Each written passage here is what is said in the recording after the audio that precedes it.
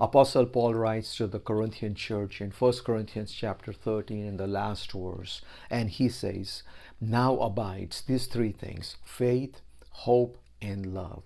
And the greatest of this is love. I can do all things through Christ who allows me to love others. To know Jesus is to love others. To know Jesus is to walk in hope. To know Jesus is to forgive others. So point number 4 that I submit to you today is that when we allow Jesus Christ to work in us by the power of His Spirit, we can walk in love. By love, serve one another. Love is the greatest thing. Everything else will fail.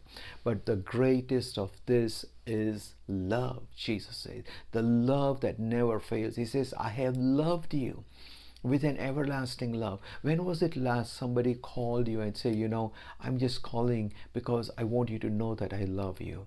I care for you. Listen, people are hungry for love.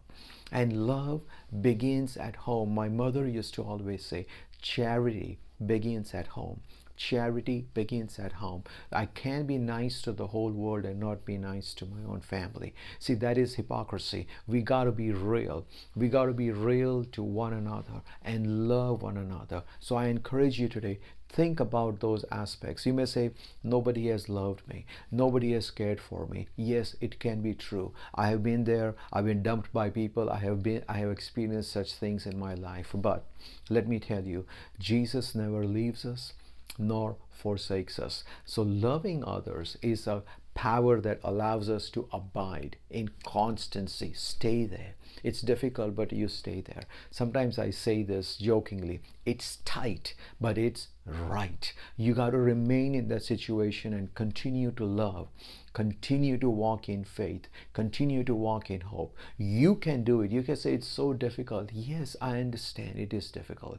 It has been difficult for me too. But we can do all things through Christ who gives us strength.